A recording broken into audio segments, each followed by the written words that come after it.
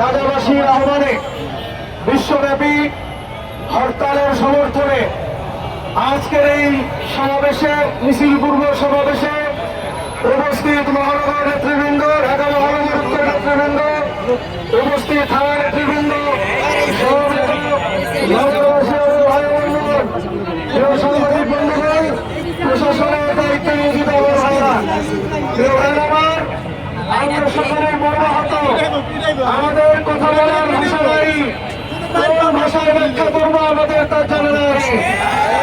আমরা সকলে জানি এবং বুঝি এবং দেখতেছি।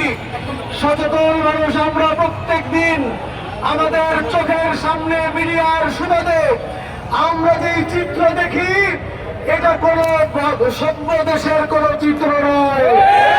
আমরা যেই চিত্র দেখি, এই চিত্র মানুষের, যারা মানুষ দাবি করে তারা দুই নয়নে এই চিত্র দেখে সহ্য করা যায় না।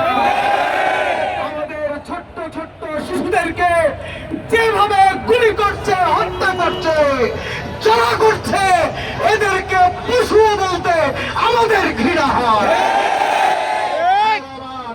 আমাদের মা বোনদেরকে যেমন হত্যা করছে, বৈধ অধিবাসী, গাজার অধিবাসী, এটা তাদের নিজস্ব সম্পদ, এটা তাদের পূর্বপুরুষের জায়গা। এখান থেকে বের করার জন্য কুখ্যাত ইসরায়েলের নেতৃবৃন্দ নেতানিয়াহু এবং ট্রাম্প যেভাবে ষড়যন্ত্র করছে, এটা ভাষায় প্রকাশ করার মতো শব্দ নয়। সেই শব্দ আমাদের জন্য নাই। আমরা দুঃখ ভারাক্রান্ত ভাবে হৃদয়ে আমরা প্রতিবাদ জানাতে এসেছি।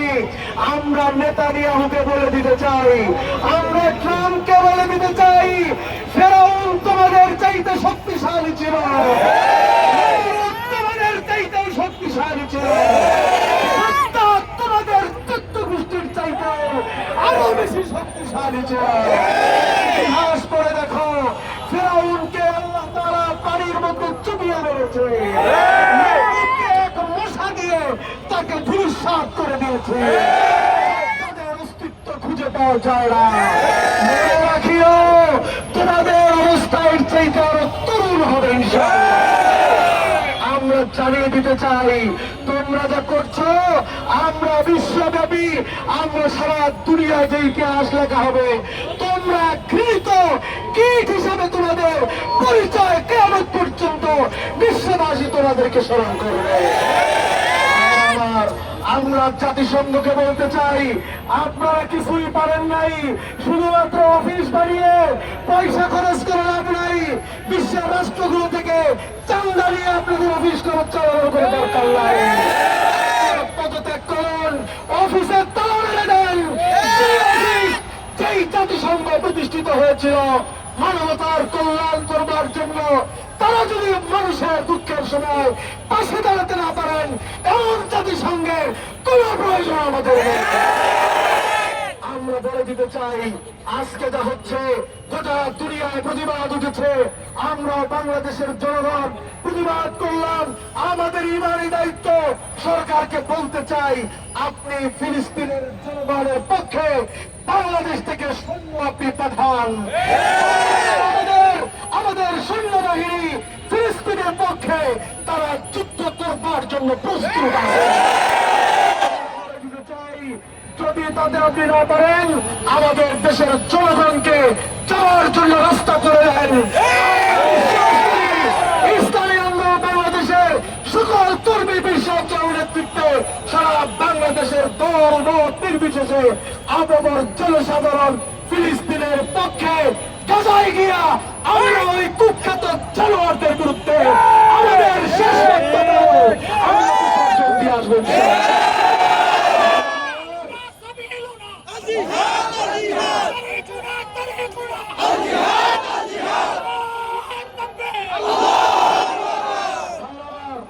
আমরা আমাদের সরকারকে জানিয়ে দিতে চাই, বিগত ফ্যাসিস্ট সরকার, আমরা জানি তারা আমাদের পাসপোর্ট থেকে অ্যাকসেপ্ট ইসরায়েল তুলে দিয়েছিল।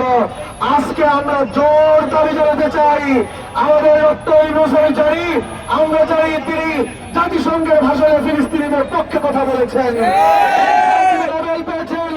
আমরা তার উপরে তার কাছে জোর দাবি জানাতে চাই, অনতিবিলম্বে আপনি যে ফিলিস্তিনিদের পক্ষে, আপনি অনতিবিলম্বে আমাদের পাসপোর্টে আবার এক্সেপ্ট ইসরায়েল আপনি আবার বলবৎ করুন। আপনার কথা স্মরণ করবেন ইনশাআল্লাহ। কাজেই পরিশেষে আমরা বলতে চাই, অনতিবিলম্বে বিশ্ব নেতৃবৃন্দ, আরবের নেতৃবৃন্দ, তারা এতদিন শুধু হুমকি দিয়েছেন, এখন কিছু কিছু পদক্ষেপ নেওয়ার আগ্রহ তাদের দেখতেছি। আমরা বলে দিতে চাই, অনতিবিলম্বে আপনারা আমেরিকার জন্য তেল বন্ধ করে দেন, আমেরিকার রাস্তা বন্ধ করে দেন, আপনারা আমেরিকাবাসীর জন্য আকাশপথ বন্ধ করে দেন। দেখে দিতে চাই, মুসলিম মুসলিমরা যদি ঐক্যবদ্ধ হয়, আমাদের সামনে কেউ দাবার এক মিনিট সাহস বিশ্ব মুসলিমের প্রতি আমাদের জোর দাবি। বিশ্বের চরমনার পক্ষ থেকে আমরা দাবি জানাতে চাই, আমরা সকলে আসলে ঐক্যবদ্ধ হয়ে ফিলিস্তিনের মুসলমানদের পাশে আমরা দাঁড়াই। আমরা নেতানিয়াহু, কুখ্যাত নেতানিয়াহুর বিরুদ্ধে, ইসরায়েলের বিরুদ্ধে আমরা সারা বিশ্ব থেকে ঐক্যবদ্ধভাবে আওয়াজ তুলি।